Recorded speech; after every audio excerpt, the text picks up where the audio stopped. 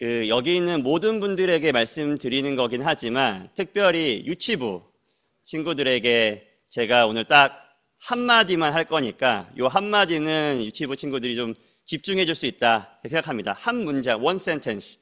자, 한번 유치부 잘 들어보세요. 어려운 일이 있을 때 하나님 도와주세요 하면 돼요. 뭐라고 그랬죠? 어려운 일 있을 때 하나님 도와주세요 하면 됩니다. 우리 특히 유치부 부모님들 아이들과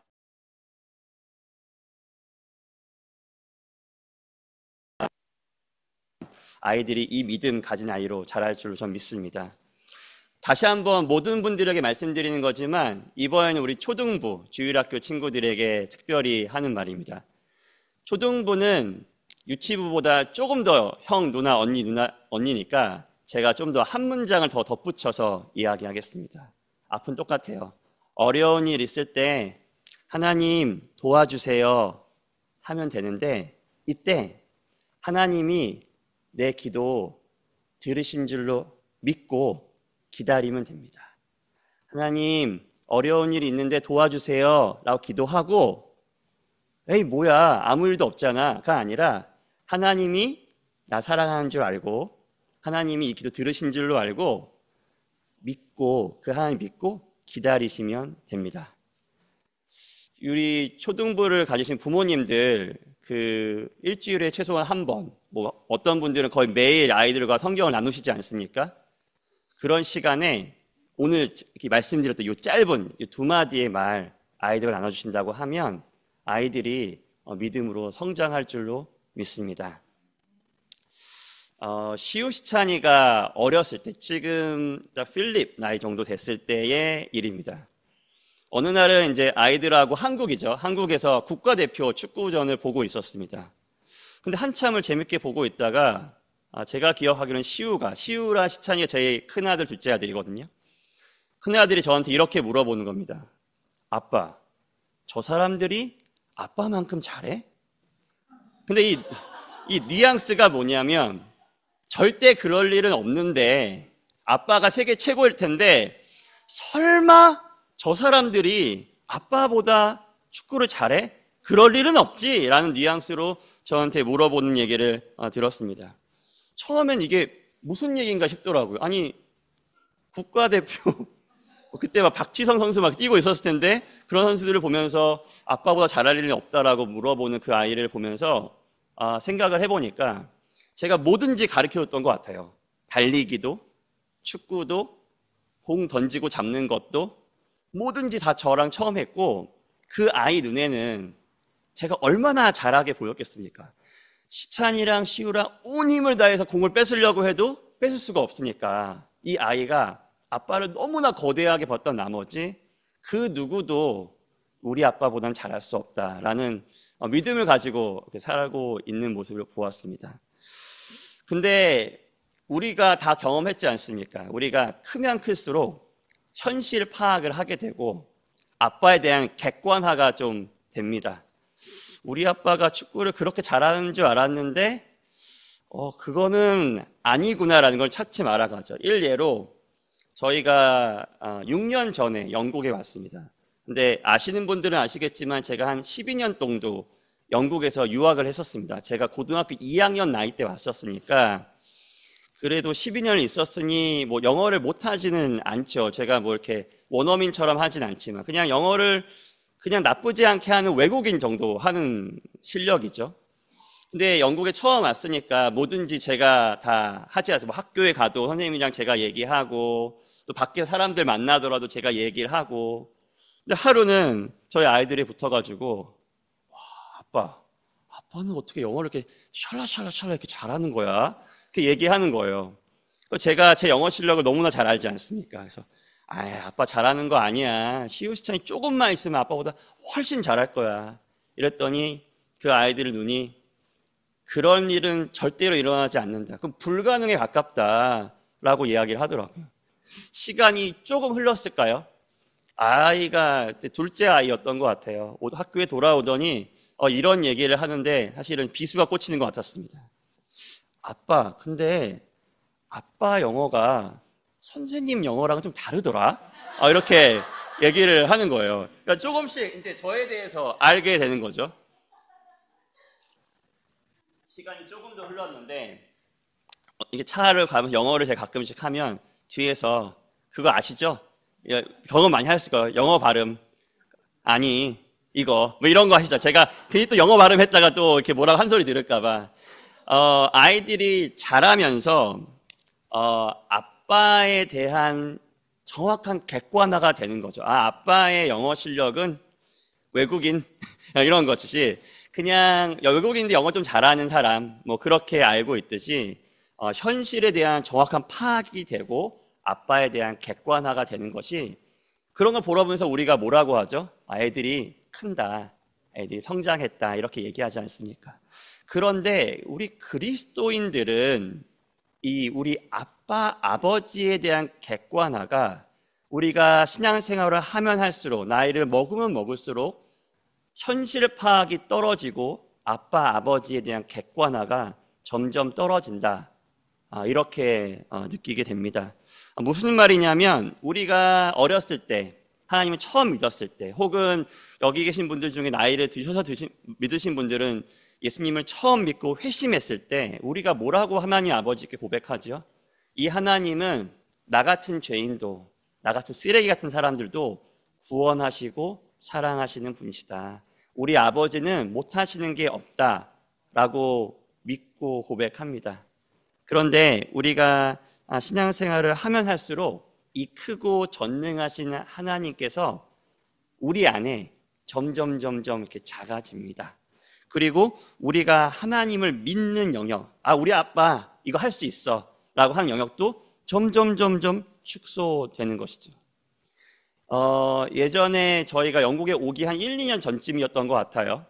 집에서 이렇게 저희가 주말이랑 있었고 시우랑 시찬이랑 저 방에서 놀고 있었습니다. 근데 갑자기 시찬이가 화를 내면서 다른 방으로 훅 들어가 버리는 거예요. 근데 이제 저희 시찬이가 지금은 그렇지 않은데 어렸을 때는 조금 이렇게 자리가 본인이 당사자가 있으니까 제가 말하기 좀 어렵긴 하는데 조금 잘 삐졌습니다. 자그마한 일에 이렇게 화를 내고 막 그랬습니다. 그래가지고 이건 안 되겠다. 아무리 어리더라도 이거 가르쳐줄 걸 가르쳐줘야겠다 해서 일단 시우한테 갔습니다. 시우야 도대체 무슨 일이길래 시찬이가 저렇게 가는 거야? 너가 또 뭐라고 했어? 이랬더니 시우가 하는 말이 그건 아니고 나랑 시찬이랑 가위바위보를 했거든? 근데 시찬이가 져서 화가 나서 간 거야. 그래서 이건 아니다. 가위바위보 졌다고 화내고 삐지는 건 아니다 라고 해서 제가 시찬이 방으로 들어갔습니다. 그래서 시찬아 아빠가 들었는데 지금 가위바위보 졌다고 이렇게 화내고 삐지고 들어가면 돼. 어떻게 해 그러면 안 되지 라고 얘기를 했더니 시찬이가 저한테 주었던 그 답이 지금도 생생하게 기억이 납니다. 너무나 충격적이었거든요. 시찬이가 뭐라고 했냐면 아빠 이건 그냥 가위바위보가 아니었고 너무나 중요한 가위바위보였어. 그래서 내가 무조건 이겨야 됐는데 갑자기 형이 기도를 하는 거야. 그래서 그 모습을 보고 나도 간절히 기도했다는 거예요. 주님 제가 이기게 해달라고. 그러니까 양쪽에서 기도를 올려드린 거죠. 근데 가위바위보를 했더니 자기가 졌다는 거예요. 그래서 너무 화가 났다는 거예요. 그래서 왜 화가 났냐? 져서 화가 났냐? 진 건 아무런 일이 아니라는 거예요. 하나님이 내 기도 안 들어주고 형아 기도만 들어왔다는 거예요. 그래서 제가 속으로 그때 말을 못했는데 왜냐면 혼내러 들어갔으니까 말을 못했는데 이거 위대한 믿음이다. 이 아이가 믿은 게 무엇이죠?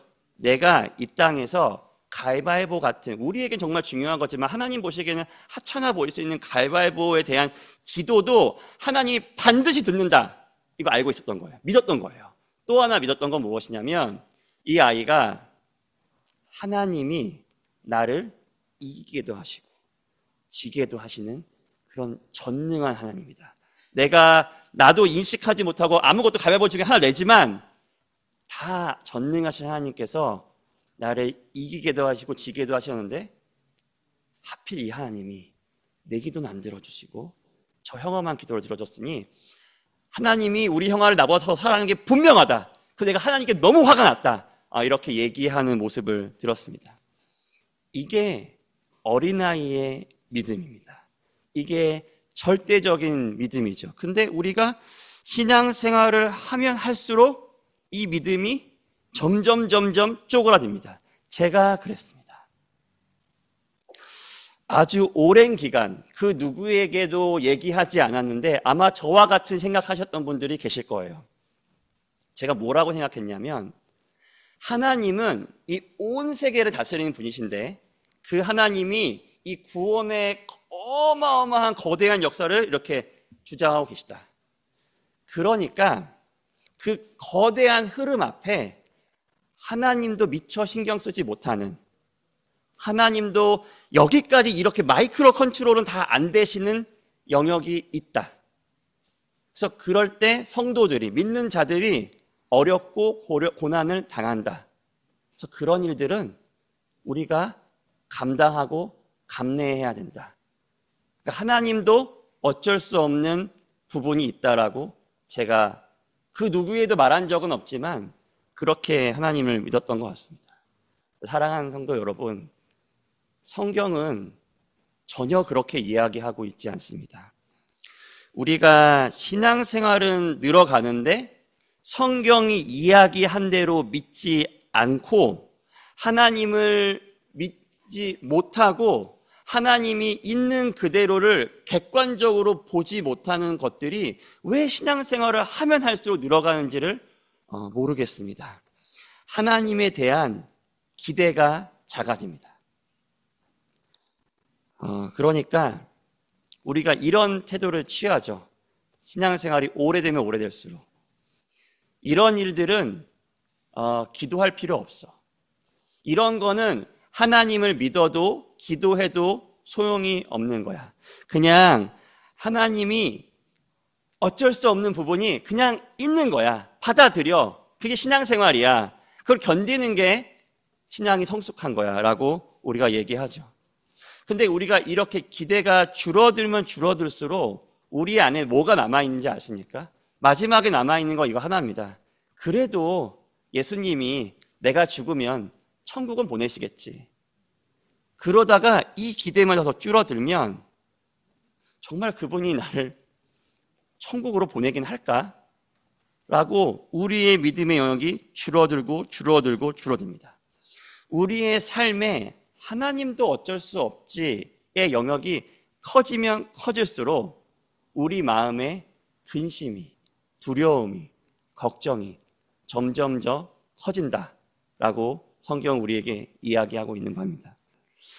오늘 본문이 우리에게 얘기하는데, 너희는, 우리 14장 1절 좀 보여주시겠습니까? 너희는 마음에 근심하지 말라.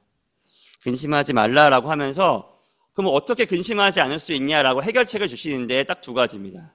하나님을 믿고 그가 보내신 예수를 믿어라. 이게 하나님의 해결책인 것입니다. 그런데 우리가 문제가 생겼을 때, 어려운 일이 닥쳤을 때 우리가 그 일을 어떻게 되면 우리가 그 일에 따라서 근심이 없어진다고 생각하죠? 어려운 일이 있으면 근심하지 않습니까? 그 근심이 어떻게 하면 없어진다고 생각하죠, 우리는? 그 어려움이 없어지면 됩니다. 그 어려움이 해결되면 우리는 근심이 없어질 거라고 생각하는데, 예수님은 그렇게 얘기하고 있지 않습니다. 예수님은 우리의 문제가 해결되면 우리의 근심의 문제가 해결되는 것이 아니라 하나님을 믿고 예수님을 믿어야 우리의 근심이 해결된다는 것이죠. 문제의 해결은 우리의 근심을 해결할 수 없다라고 이야기하는 것입니다. 그러니까 성경이 믿는 자들이 근심하는 이유, 우리가 걱정하는 이유, 우리의 마음이 무너지는 이유, 우리가 무엇을 두려워하는 이유가, 본질적인 이유가 하나 있는데, 그것은 하나님을 믿지 못하고 예수님을 믿지 못하기 때문이다. 고로 우리의 근심은 하나님에 대한 불신이다 라고 이야기하는 게 성경의 말씀입니다. 그 일이 올 제자들에게 일어난 것입니다. 제자들이 신앙생활을 좀 했습니다. 예수님을 오랫동안 쫓아다녔습니다. 오늘의 본문의 배경은 예수님이 돌아가시기 직전이십니다. 그래서 그들이 예수를 구원자라도 믿었고 예수님이 행하신 수많은 기적도 보았기 때문에 이 예수님이 우리의 모든 삶의 문제를 해결할 수 있는 구원자라고 믿었습니다. 그 예수님이 우리를 창조하셨고 우리를 끝끝내 천국으로 인도하실 것이라는 것을 믿었습니다. 근데 예수님이 이 제자들이 감당하기 어려운 이야기를 하시는 것입니다. 그 두 가지인데, 내가 죽을 거고 두 번째는 너희들이 나를 배신할 거다. 이렇게 이야기하는 겁니다. 근데 제자들이 생각해 본 거죠. 예수님의 말씀이 한 번이라도 이루어지지 않은 적이 있나요? 예수님이 말씀하신 그대로 늘 이루어졌다는 것은 누구보다도 제자들이 다 알았을 것입니다. 그래서 예수님의 제자들이 근심하기 시작한 겁니다. 왜냐하면 죽으면 끝 아닙니까? 죽음 이후에 뭐가 있겠습니까? 예수님이 살아 있어야 그가 우리에게 주어졌던 말씀도 약속도 성취하실 텐데, 그리고 이스라엘을 구원하실 텐데, 나를 구원하실 텐데, 죽으면 끝이 아닙니까? 죽음이란 상황이 예수님보다 더 크게 본 것이죠. 그러니까 예수님을 믿지 못하니까 자기가 이제까지 예수님을 따라다녔던 것이 헛수고였는지, 자기가 예수님을 붙잡았던 것이 다 의미가 없던 것인지를 걱정이 들어온 게 된 것입니다. 그러면서 걱정을, 근심을 하게 되는 이 제자들에게 예수님이 너희들이 마음에 근심하지 마. 하나님을 믿고 나를 믿어라고 이야기한 것이죠. 뭐를 믿으라는 것이죠? 이 하나님께서 이 죽음도 다스리는 분이시다. 너희들이 믿기에는 죽음이면 다 끝난다라고 생각하겠지만 하나님은 이마저도 하나님의 계획 안에 있는 분이시다. 본인 예수 그리스도의 죽음마저도. 그리고 우리는 감히 다 헤아릴 수 없지만 하나님의 놀라운 지혜로 이 죽음이라는 이 끝이라는 이 소망 없는 이 상황까지도 완전히 역전하셔서 하나님의 놀라운 일을 행하실 것이다. 그리고 너희는 그걸 전하는 그걸 성취할 그거를 내가 뭐든지 확실하게 하나님이 하신 것들을, 말씀하신 것들을 이룰 수 있는 나를 믿어라 라고 제자들에게, 근심하고 있는 제자들에게 이야기하시는 것입니다. 그리고 예수님은 말뿐만이 아니었죠. 예수님은 본인이 하신 말씀을 증명하셨습니다. 예수님은 말씀하신 대로 십자가에서 비참하게 죽으셨습니다. 십자가에서 피와 물을 다 쏟고 죽었습니다. 피와 물을 다 쏟은 사람은 다시 살아날 수 없습니다. 그런데 하나님께서 피와 물을 다 쏟고 죽은 지 3일 된 이 예수를 살리셨습니다. 예수를 살리신 것으로 끝난 것이 아니라, 예수가 단순히 살아난 것으로 끝나는 게 아니라, 예수의 죽음이 없었더라면 우리에게 일어나지 않을 일들을 우리에게 선물하시는데, 그것이 죄인이 거룩하신 하나님 앞에 서게 됐다는 것입니다. 죄인이 우리의 그 시커먼 죄가 하나님 앞에 너 의로워 라고 됐다는 것입니다. 넌 이제 거룩해질 거야. 내가 널 거룩하게 하겠어. 이러한 놀라운 은혜가 예수님의 죽음이라는 그 말도 안 되는 방법으로, 그 제자들마저도 근심하게 했던 그 방법으로 하나님께서 그 모든 것들을 이루어 가신 것입니다. 사랑하는 여러분, 예수님은 우리의 생명을 다해 믿을 만한 분이십니다. 이 하나님을 우리 삶의 모든 영역에서 믿으시기를 간절히 소망합니다. 예수 그리스도를 좀 붙잡으십시오. 온 세상이 야 소용없어. 그거 다 옛날에 끝난 거야. 야 2000년 전에 죽은 사람 믿는다고? 라고 우리에게 그래도 너의 마음에 위안이 된다면 열심히 믿어보렴 이라고 얘기하더라도 우리는 이 예수를 우리의 온 삶의 구원자라고 믿는 것이죠. 예수님의 우리에게 명령하신 게 3가지 있는데, 너희 근심하지 마. 하나님을 믿고 나 예수를 믿으라고 얘기하는 것입니다. 사랑하는 여러분, 저야말로 걱정, 근심이 너무나 많은 사람입니다. 제가 이제 사역자니까 그렇게 더 이상 살지 못하죠. 힘들고 어려운 일이 있을 때 우리 목사님은 진심이시지만 저 같은 사역자들이 잘하는 거 있지 않습니까? 하나님의 뜻이 있을 겁니다 라고 말을 하는데 제 속은 문드러져 갑니다. 하나님의 정말 뜻이 있을 거야. 하나님이 나는 도저히 납득이 되지 않고 무슨 일인지도 모르겠지만 하나님이 정말 뜻이 있으셔서 이 일을 나한테 허락하셨어. 왜? 하나님 날 사랑하시니까 라고 믿고 그런 말을 드린 적이 없습니다. 그런 일이 일어날 때마다 제가 아까 그 거대한 흐름의 이론을 말씀드렸죠. 그때 제가 자주 하는 게 있습니다. 제가 자책을 합니다. 이건 내 실수야. 하나님은 완벽한데 요건 내 실수야. 이건 내가 잘못해서 그랬어. 요거는 내가 좀 더 고민하고 결정했어야 되는데 그렇게 하지 못했어 라고 제 자신을 자책하고 원망합니다. 그런데 이 자책의 정도가 너무나 커서 제가 어떻게 믿느냐면 나의 모자람이, 나의 부족함이, 나의 능력 없음이, 나의 실수가 너무나 위대해서 세상의 험난함이 너무나 커서 감히 하나님조차도 어쩔 수 없다라고 믿는 사람처럼 살았습니다. 제가 기도회 때 나눈 얘기인데요. 얼마 전에 저희 투라니가 엔진에 문제가 생겨서 보내줘야 될 때가 됐습니다. 위바이 애니카로 갔더니 거의 폐차 가격에 가까운 가격을 받고 차를 팔았습니다. 그런데 이 일이 하나님 나 너무 사랑해서 하나님 여전히 목자이신 나를 인도하셔서 이런 일을 허락하신 거야 라는 생각이 전혀 들지 않았습니다. 제가 잘하는 거 자책하기 시작했습니다. 내가 차 관리를 잘못해서 이 디젤 차는 가끔씩 제가 영어로 뭔지 모르겠지만 블루스 원샷 같은 거 한 번씩 넣어줘야 엔진 깨끗해지는데 내가 그걸 못해서 그때 괜히 웨일즈를 내려가서 장거리를 뛰어서 그때 그 차를 사지 말고 이 차를 샀어야 되는데 라고 끊임없이 저를 자책했습니다.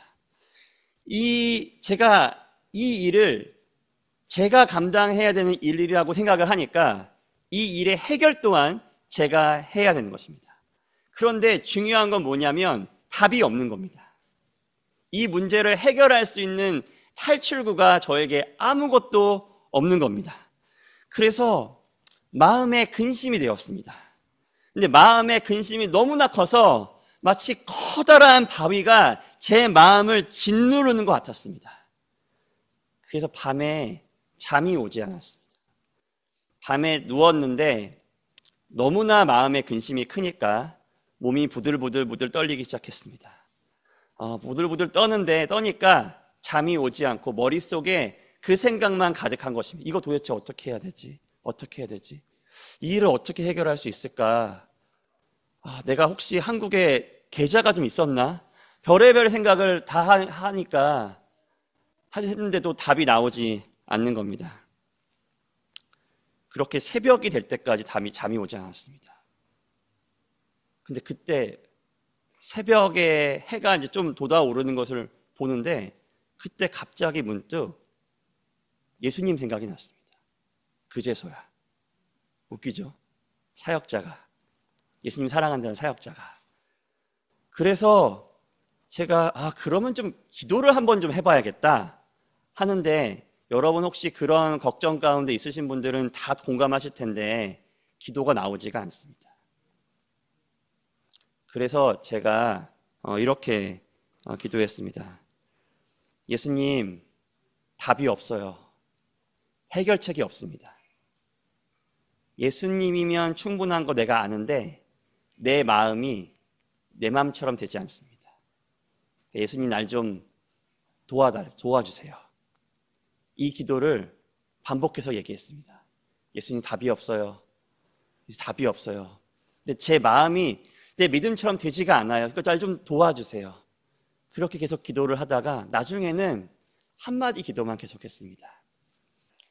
하나님 좀 도와주세요. 좀 도와주세요. 도와주세요. 도와주세요. 그렇게 한참을 기도했는데 수십 번을 반복했는데 너무나 새벽이 돼서 그런지 아니면 우리 자비로우신 하나님께서 저의 믿음 없는 기도를 들으셔서 그런지 잠이 왔습니다. 그 다음날 아침이 되었습니다. 여전히 마음은 무겁습니다. 해결책은 여전히 없습니다. 그래서 그래도 뭐 해결을 해야 되지 않겠습니까? 차를 알아보기 시작합니다. 제가 저희 주변에 선교사님들이 참 많거든요. 선교사님들이 형편이 뻔하죠. 그러니까 늘 하는 게 뭔지 아시는지 모르겠지만 헌차를 삽니다. 굉장히 오래된 차를 사요. 근데 헌차를 사고 대부분이 1년 내에 일어난 일은 그 헌차를 고치느라 자기가 산 가격만큼 돈을 냅니다. 그래서 결국에는 더 많은 비용을 쓰게 되는 것이 선교사들의 현실입니다. 그래서 그렇게 하기는 어려운데 그러면 어떻게 할까 해서 저희 분수에 맞지 않는 그래도 조금 2020년 이후에 나오는 중고차를 좀 알아보게 됩니다. 그러다가 제가 가진 모든 지혜를 활용해서 이 차가 베스트다라고 한 차를 사기로 합니다. 돈이 없으니까 대출을 알아봅니다. 대출을 계속 지원하는데 제가 영국에선 신용이 없는 사람입니다. 지원을 했더니 넌 안 돼. 넌 안 된다. 넌 안 된다. 한 은행에서만 그래? 너 그렇게 원해? 그럼 이 정도 이자 주면 내가 너 이만큼만 빌려줄게 라고 연락이 왔습니다. 은행에서 리젝을 할 때마다 제 마음이 더 문드러졌습니다. 제가 초라해 보이기까지 시작하더라고요. 그래도 어쩝니까? 대출을 받아서 차를 구매했습니다. 사랑하는 여러분, 근데 슬픈 일이 올 때는 한 번에 다 찾아온다나요? 차를 산 지 한 달이 안 되었습니다. 시동을 켰습니다. 띵, 띵, 띵. 워닝 시그널이 뜨는 겁니다. 마음이 또 무너졌습니다. 한 달이 안 됐는데. 그래서 저를 보는데 이런 경고등 따위에 마음이 또 무너지는 저를 보니까 더 비참하더라고요. 그래서 제가 또 해결해야 되지 않습니까? 열심히 구글을 찾아봤습니다. 찾아봤더니 제가 산 차에서 아주 고질적으로 일어나는 불량이 제 차가 당첨이 된 겁니다. 그래서 저에게 차를 팔았던 분이 영국 말로 하면 굉장히 루드한 사람이고 아주 버르장머리가 없는 사람인데 그 친구에게 연락을 했습니다. 긴 이야기인데 짧게 줄이면 결국 네가 샀으니까 네가 책임져라. 이 한마디를 듣고 통화를 끊었습니다. 그런데 사랑하는 여러분, 여기서 기적 하나가 저에게 일어납니다. 이 완전 마음이 무너져 있었거든요. 근데 그때 이런 생각이 하나 쑥 튀어나오는 거예요. 하나님을 믿어볼까? 예수님을 믿어볼까? 하나님이 날 사랑하시는데 이 일도 하나님이 나 사랑해서 허락하신 거 아닐까? 그래, 예수님이 나를 지키시는 분인데 예수님을 한번 좀 믿어보자. 예수님 설마 나 망하게 하려고 이런 일을 주셨을까? 그러니까 이 일의 해결이 나에게 달린 것도 아니고 나한테 차를 팔아서 제 차를 잘 고쳐줄 그 사람에게 달린 것도 아니고 하나님께 달려 있다고 믿어보자 라는 마음이 정말 기적처럼 이렇게 쑥 올라왔습니다. 근데 그 기적이 저에게 또 다른 기적을 선물했습니다. 이런 일은 하나님이 신경 쓰지 않아 라고 했던 이 마음의 불신이 제 안에서 점점점 힘을 잃기 시작하는 겁니다. 제가 긍정 회로를 돌리는 게 아니었습니다. 하나님을 믿었던 것이고 예수님의 십자가를 바라봤던 것이고 오늘 우리가 읽은 이 말씀을 본 것입니다. 너희는 마음에 근심하지 말라. 하나님을 믿으니 또 나를 믿으라. 갑자기 제 안에 예수 믿는 믿음이 샘솟았습니다. 그래, 예수님이 나 지키시지. 그러니까 예전 같으면 제가 그 친구를 엄청 원망했을 것 같아요. 그리고 그런 친구한테 샀던 저를 원망했을 것 같아요. 그리고 이 생각이 끊임없이 일어나서 제가 안에 자책이 어마어마했을 것 같아요. 그런데 제가 잘 생각을 해보니까 저에게 차를 판 친구가 그거 네 책임이야 라고 하면 제 마음이 무너지고 그 친구가 그래 내가 고쳐줄게 한 달 안에 일어난 일이니까 라고 하면 너무나 행복해하고 라고 제가 믿는다고 하면 제가 예수님 믿는 사람 되는 것이 아니라 그 친구가 나의 삶을 좌지우지할 수 있다라고 제가 믿어버리는 꼴이 되더라고요. 그러니까 그런 거 하지 말고 예수님을 믿어보자 라고 했습니다. 그래서 지금은 차를 고치려고 저의 최선을 다하고 있습니다. 연락도 하고요. 야 그래도 이게 한 달 안에 일어난 문제는 네가 좀 해줘야 되지 않겠어? 말도 해보고요. 알아보기도 합니다. 그러나 제가 할 수 있는 부분은 제가 하고 나머지 부분은 다 주님께 맡겨드리고 있습니다. 놀라운 기적은 이 문제가 아직 해결되지 않았던 것입니다. 그런데 제 마음의 근심이 사라졌다는 것입니다. 하나님을 믿고 예수를 믿었을 뿐인데 제 마음의 근심이 없어졌습니다. 설교를 준비하면서 이런 생각이 들었습니다. 왜 갑자기 내 안에서 이런 기적 같은 일이 일어났지? 근데 갑자기 제가 제 차가 퍼지고 팔았던 그 밤에 잠을 이루지 못하고 하나님 도와주세요. 하나님 도와주세요. 하나님 도와주세요 라고 구했던 그 기도를 하나님이 응답하신 거 아닌가 라는 생각이 들었습니다. 요즘은 이 기적을 제가 좀 누리고 살고 있습니다. 오늘 아침에도 경고등이 땡땡땡 떴는데요. 저는 제가 한 번도 누리지 못했던 것이 하나 있는데 여러분 그 찬송 아시나요? 무화과 나뭇잎이 마르고 포도 열매 없어도 감람나무에 소출이 없고 우리의 양떼가 없고 외양간에 소가 없어도 난 여호와로 즐거워하리. 난 여호와로 즐거워하리. 구원의 하나님을 인해 나 기뻐하리라. 저 한 번도 이 말씀을 누려본 적이 없었거든요. 왜냐하면 저에겐 늘 포도나무가 열매가 양이 소가 가득했기 때문에 그랬습니다. 제가 기뻐하는 것이 열매 때문에 기뻐하는 것인지 아니면 제가 믿음으로 기뻐하는 것인지 한 번도 알 수 없었습니다. 그런데 사랑하는 여러분, 이 기적의 말씀이, 이 하나님의 말씀이, 이 하박국의 말씀이 제 안에 성취가 되었습니다. 그래서 하나님을 믿음이, 이 진리가, 예수님을 믿음이 저를 정말로 자유케 했습니다. 그래서 예수 믿는 믿음이 없이는 단 한순간도 평안하지 않는 아주 복된 시간을 제가 보내고 있습니다. 사랑하는 여러분, 여러분 마음에 혹시 근심이 있으신가요? 주께 좀 나오셨으면 좋겠습니다. 예수님을 좀 믿으셨으면 좋겠습니다. 물론 그 일의 해결을 구하셔도 너무나 좋습니다. 하지만 그 기도와 함께 제가 기도했듯이 주님 좀 내 믿음 없으면 좀 도와달라고 좀 같이 기도해 보시지 않겠습니까? 그리고 사랑하는 여러분, 혹시 여러분 중에 아무런 근심 없이 지내시는 분이 있으신가요? 평안이 가득하신 분이 계신가요? 여러분 삶에 평안이 가득하다는 것은 너무나도 좋은 것입니다.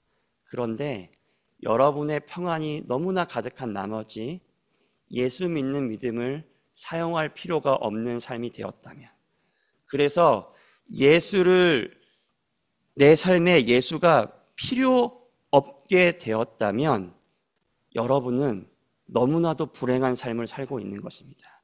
난 선천적으로 좀 낙천적이라서, 나는 마음에 걱정이 없어서, 나는 모든 일 술술 잘 풀려서, 나는 너무나 바빠서, 그래서 여러분의 삶에 예수님이 희미해졌다면, 사랑하는 여러분, 간절히 권면하는데 예수께 나와 더더욱이 근심하며, 주님, 제 안에 예수 믿는 믿음이 없다, 날 좀 도와달라고 간절히 기도하셨으면 좋겠습니다.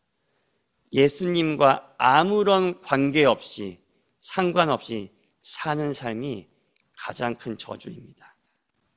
사랑하는 여러분, 어려운 일이 있을 때 하나님 도와주세요 하면 됩니다. 그리고 우리에게 이 약속을 주신 예수님을 믿고, 하나님을 믿고 기다리십시오.